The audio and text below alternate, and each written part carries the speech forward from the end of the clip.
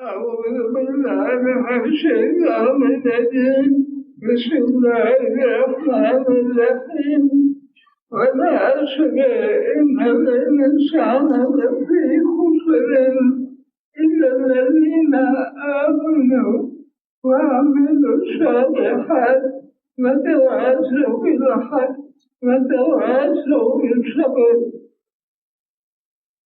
کتابوں میں آتا ہے کہ عصر کا معنی جو تھا جب وہ عصر بیٹھتے تھے تو اس سورت کو ہر مجلس میں پڑھتے تھے.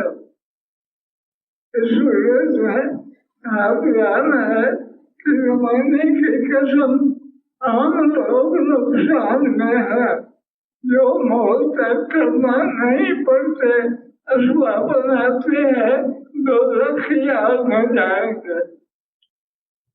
جب تک عمل کر رہے ہیں دنیا باقی ہے. قیامت کا زمانہ آئے گا لوگ اسبابوں میں لگے گا. مسجد میں نماز کوئی نہیں پڑھے گا. جانور مسجد میں بندے گا. کسی گھر میں کوئی کلمہ پڑھے گا لا الہ الا اللہ محمد رسول اللہ. جب تک کلمہ پڑھتے رہیں گے دنیا باقی رہے گی. کلمہ پڑھنے والے مر جائیں گے.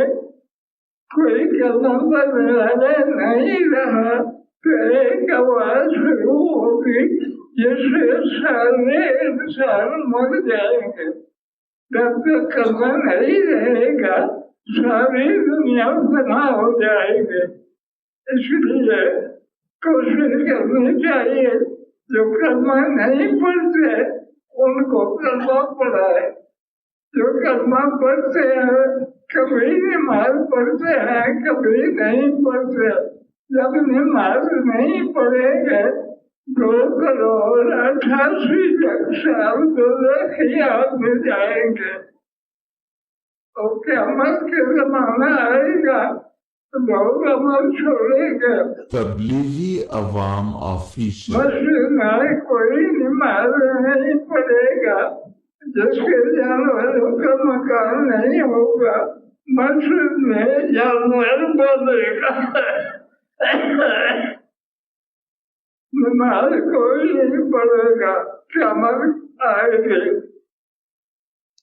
کچھ لوگ کلمہ پڑھیں گے لا الہ الا اللہ محمد رسول اللہ. جب تک کلمہ پڑھیں گے دنیا باقی رہے گی.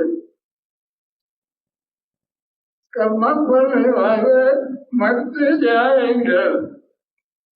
جب ایک آدمی دنیا میں کلمہ پڑھ رہا ہے اس کے کلمہ پڑھنے سے دنیا باقی رہے گی. جب وہ مر جائے گا ساری دنیا میں کوئی کلمہ نہیں پڑھ رہا. قیامت شروع ہو جائے گی. ایک فرشتے کی آواز ہوگی. اس آواز سے مکان ہلے گا. جب مکان ہلیں گے سب بھاگیں گے. چھت اوپر گرے گا. لیکن وہ آواز اتنی سخت ہوگی سارے مر جائے گا. جب کلمہ پڑھنے والا کوئی نہیں رہے گا ساری دنیا والے مر جائیں گے. مر جانے کے بعد حساب شروع ہوگا.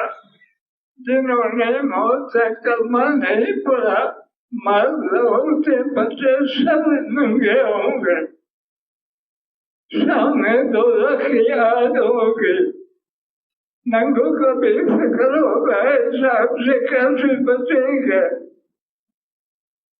تو جو موت کا کلمہ نہیں پڑھا وہ سب ننگے ہوں گے. مرد عورتیں بچے سب دوزخ کی آگ میں ڈالے جائیں گے.